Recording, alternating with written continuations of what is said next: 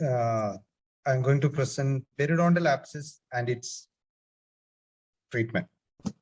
As we all know, periodontal abscess or any abscess, it is collection of pus due to infection. So likewise, periodontal abscess is also a collection of pus in the connective tissue or in the periodontal tissue. So it's been defined as periodontal abscess is a localized accumulation of pus within the gingival wall of the periodontal pocket. Or periodontal abscess is a localized purulent inflammation in the periodontal tissues, also called as lateral abscess or parietal abscess. Abscesses localized in the gingiva and involving the supporting tissues are called as gingival abscess. So there is a difference between these two abscesses. That is, periodontal abscess is an abscess or a collection of pus in the connective tissue and the periodontium. But gingival abscess is a collection of pus in the gingival area. And the etiology also varies according to that. Gingival abscess may occur in the presence or absence of a periodontal pocket. That is very important. Gingival abscess can occur even without the presence of a periodontal pocket.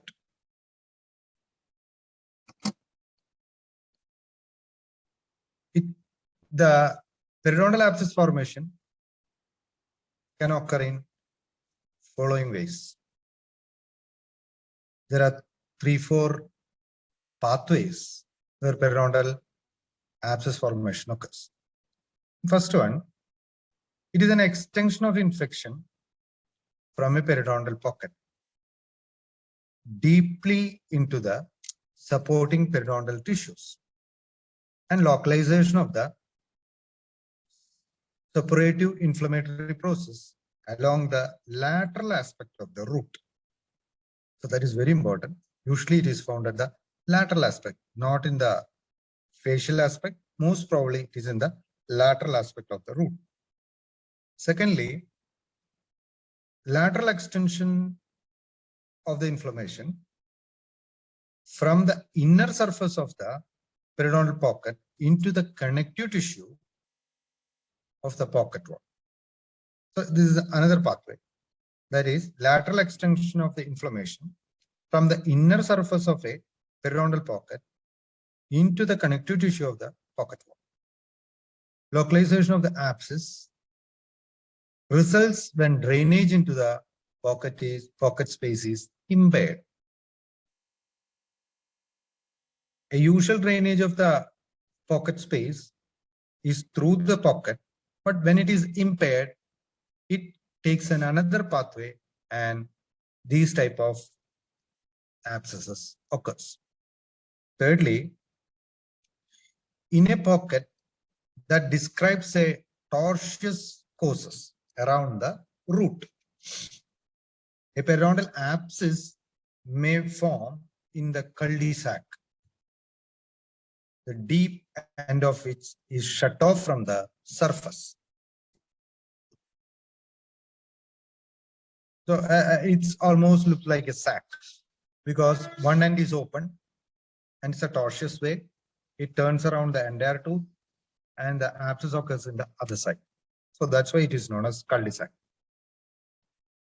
Fourthly, incomplete removal of calculus during treatment of a periodontal pocket.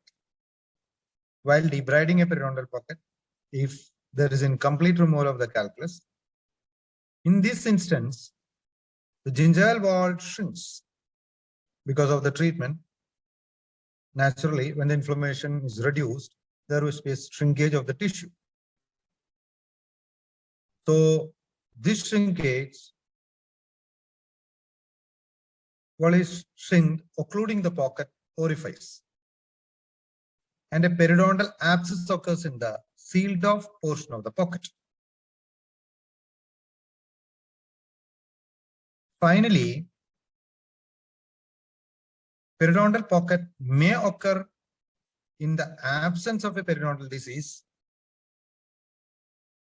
after a trauma to the tooth or perforation of the lateral wall of the root in endodontic therapy. This is another way of abscess formation. A periodontal pocket may occur in the absence of periodontal disease after trauma to the tooth or perforation of the lateral wall of the root in endodontic therapy. So these are the ways where the inflammation takes its course, or you call it as pathway of infection in related to periodontal abscess. On classification is based on the nature or duration of the disease. According to that, it's been classified into acute and chronic. So acute means it's a sudden onset. Chronic means it takes a duration to occur, or it is based on the location. Abscess in the supporting periodontal tissues along the lateral aspect of the root, mostly a sinus formation in the bone that extends laterally from the abscess to the external surface. Abscess in the soft tissue wall of a deep periodontal pocket. Actually, it has been proposed by Mensch in 1999. One is in the gingival abscess, second one is periodontal abscess, and thirdly, it is a pericoronal abscess. Pericoronal abscess is an abscess surrounding a crown of a partially erupted tooth, most probably at the posterior aspect and the last molar, around the last molar, or you call it as wisdom tooth, involving a pericoronal abscess. Depending on the cause of the acute infectious process, it's been classified as periodontitis related abscess when the acute infection originates from a biofilm present in a deepened periodontal pocket. Secondly, it can be a non-periodontitis related abscess when the acute infections originates from another local source such as foreign body impaction or alterations in root integrity. Now I am coming to the acute periodontal abscess. First is signs. An ovoid elevation of the gingiva along the lateral aspect of the root. It can be either red in color with an edematous gingiva with a smooth, shiny surface. It varies in its shape and consistency. Dome-like and relatively firm or pointed and soft. In most cases, pus may be expressed from the gingival margin with a gentle digital pressure. So when you apply digital pressure through the sinus, pus may extirpate. Symptoms are throbbing radiating pain, acute tenderness of the gingiva to palpation, sensitivity of tooth to palpation, tooth mobility, lymphadenitis, less frequently systemic effects such as fever, leukocytosis, and malaise. So any abscess which is an acute state will give you symptoms like symptoms of acute nature with fever, chills, and even malaise situation. Now I am going to talk about chronic periodontal abscess. A sinus opening into the gingival mucosa somewhere along the length of the root. The orifice of the sinus may appear as a difficult to detect pinpoint.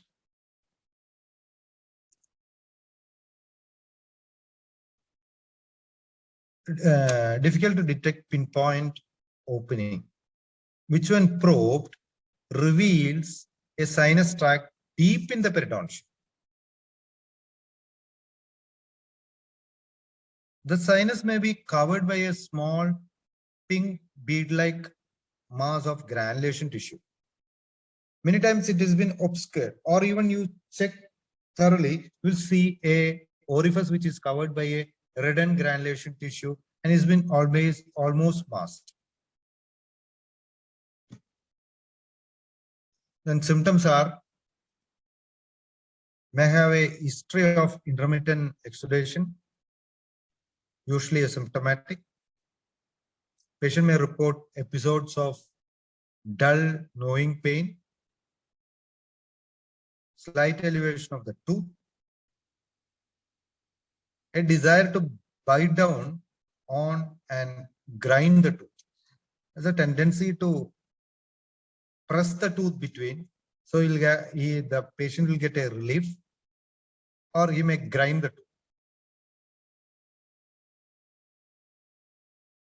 This chronic periodontal abscess often undergoes acute exacerbation, which all the associated symptoms.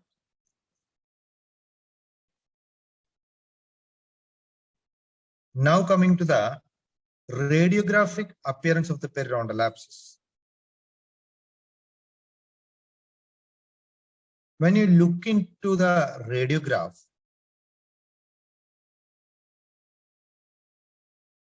usually you find a discrete area of radiolucency along the lateral aspect of the root.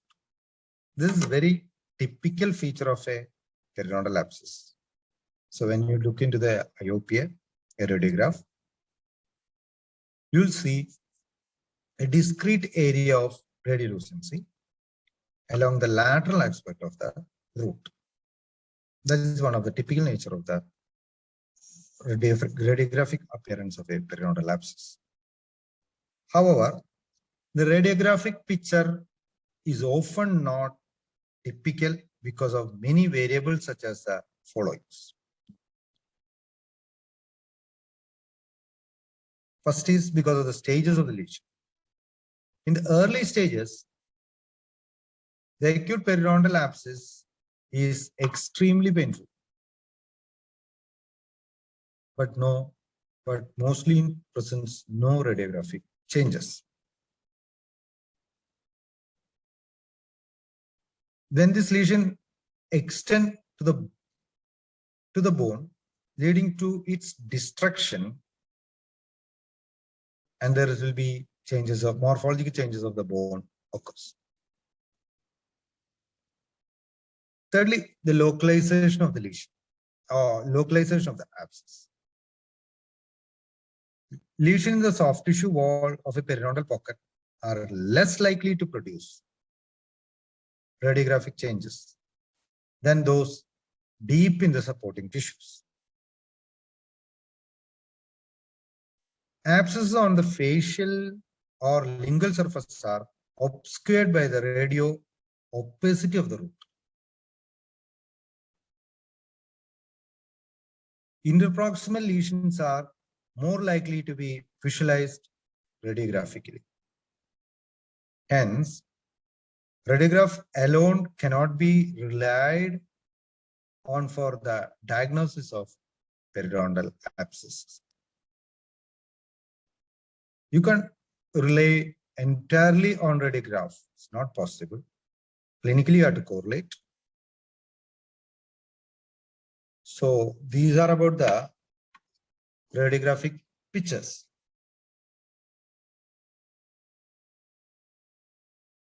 When you view this abscess under microscope. These are the microscopic features. An abscess is a localized accumulation of viable or non-viable PMNS, polymorphonucleoleucocytes, within the periodontal pocket wall. The PMNS liberates enzymes that digest the cells and other tissue structures, forming the liquid product known as pus, which constitutes the center of the abscess. PMNS also liberate enzymes that digest the cells and other tissue structures, forming the liquid product known as pus, which constitutes the center of the abscess. An acute inflammatory reaction surrounds the purulent area, and the overlying epithelium exhibits intracellular and extracellular edema and inversion of the leukocytes. These findings also you will see under microscope. The localized acute abscess becomes a chronic abscess when its purulent content drains through a fistula into the outer gingival surface or into the periodontal pocket, and the infection causing the abscess is not resolved. So these are about the microscopic features.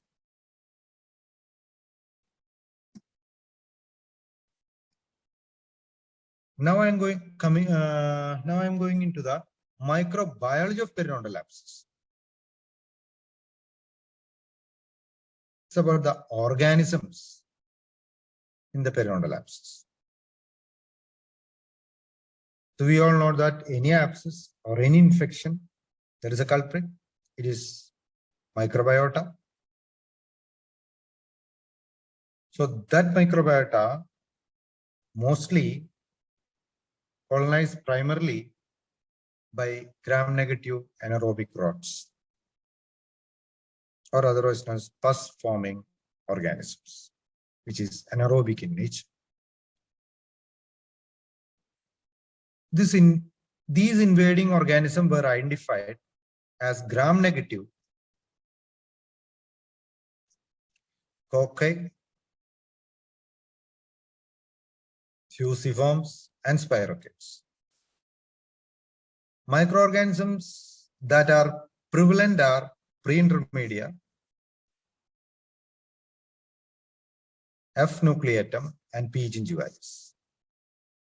Other periodontal pathogens also are found, including B. forsythus,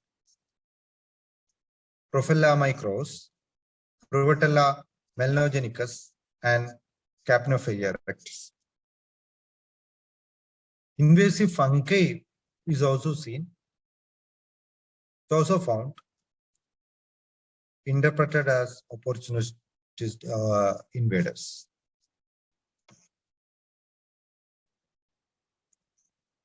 So we talked about microbiology, we talked about the microscopy, we talked about the clinical features and its symptoms and signs. Now we are coming into the diagnosis of the lesion. So as I said, abscess has got a clinical, very typical clinical features. So you won't be wrong in your diagnosis. But there is a confusion whether it's a gingival abscess or a periodontal abscess, whether it is acute or chronic. So the above criteria give you a proper diagnostic picture. So it requires a correlation of the history and clinical and radiographic findings. That's what I said. But to correlate the three findings together. The area should be probed carefully because it's a painful lesion. So you have to anesthetize the area before probing. You have to give a spray of local anesthesia. Probe carefully along the gingival margin in relation to each tooth surface to detect a channel from the marginal area to the deeper periodontal tissues. Continuity of the lesion with the gingival margin, it's clinical evidence that the abscess is periodontal. Continuity of the lesion with the gingival margin is clinical evidence that the abscess is periodontal. In children, a sinus orifice along the lateral aspect of the root, usually the result of a periapical infection of a deciduous root. So don't get confused. In children, it can be a periodontal one. It most probably to have a periapical infection, maybe in the lateral aspect of the root, because it's of a deciduous nature. In permanent dentition, such as orifice may be caused by a periodontal abscess as well as a abscess of apical involvement also. That's again depend on the pathway of inflammation or infection. Clinical findings such as the presence of extensive caries, pocket formation, lack of tooth vitality, and the abscess area often prove to be of greater diagnostic value than radiographic appearance. A sinus from a periapical lesion is more likely to be localized, more likely to be located further apically. However, sinus location is not a conclusive in many instances, particularly in children. Now I'm coming to a differential diagnosis. You have to be very specific in different diagnosis of this lesion. One is periapical abscesses. Other one is lateral periapical cyst. Third one is vertical root fracture. Fourth one is endoperiodontal abscess. Fifth one is other lesions with a similar appearance. Osteomyelitis. Gingival squamous cell carcinoma, very unlikely, but sometimes it may confuse. A metastatic carcinoma from the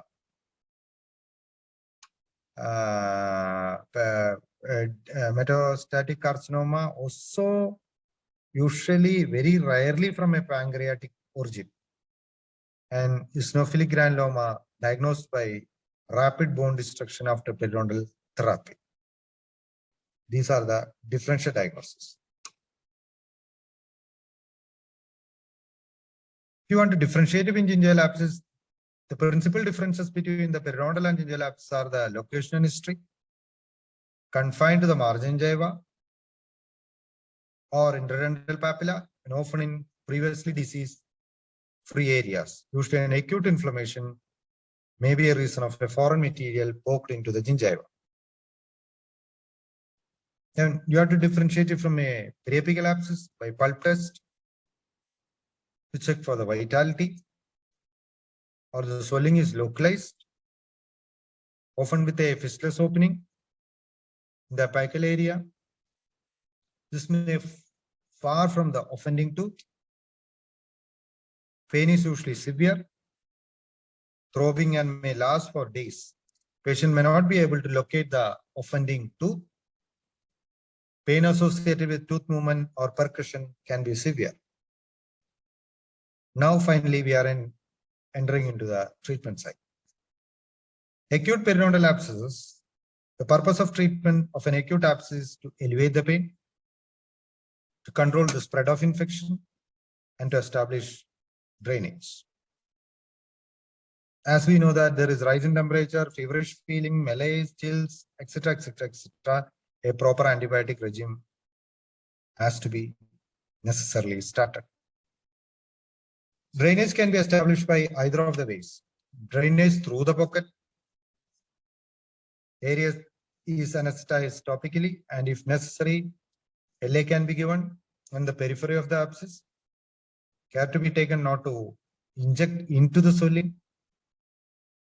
A flat instrument of a probe is carefully introduced into the pocket in an attempt to distend the pocket wall for the drainage.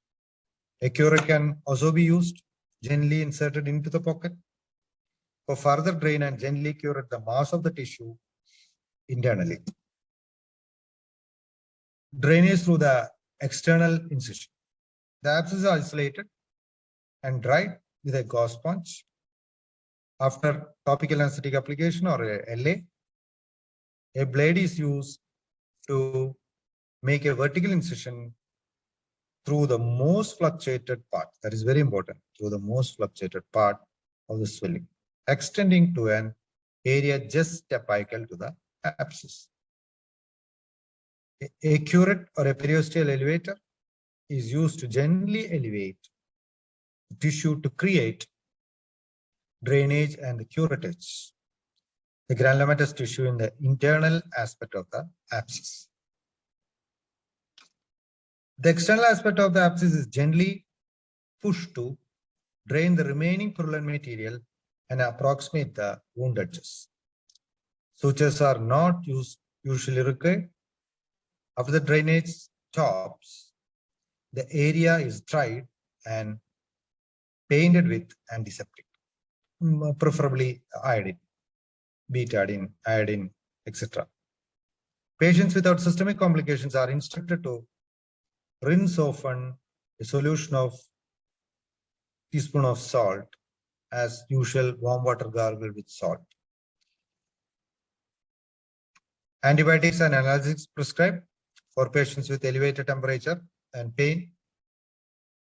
The next day swelling is markedly reduced or even absent. When acute symptoms persist, the patient is asked to follow the same regimen prescribed the previous day and report the next day. By this time, the symptoms disappear and the lesion is ready for the usual treatment of a chronic periodontal abscess. In case of chronic periodontal abscess, after adequate drainage, antibiotic treatment of or both the acute abscess become chronic. Treatment is similar to that of a periodontal pocket. Preferably, if it is because of an anaerobic nature, you have to start suitable antibiotic, preferably penicillin group. With clavulanic acid is better because you know that beta-lactamase property. So augmentin is the right choice. You can give 625 milligram. TID or BID according to the severity of the infection for 5 or 6 days. And because of the pus formation, you can also add metronidazole, 400 or 600 milligram TID for another 4 or 5 days. So with this, you will get a thorough infection control with a proper drainage of the periodontal abscess. This I am concluding my topic on discussion regarding periodontal abscesses. Okay.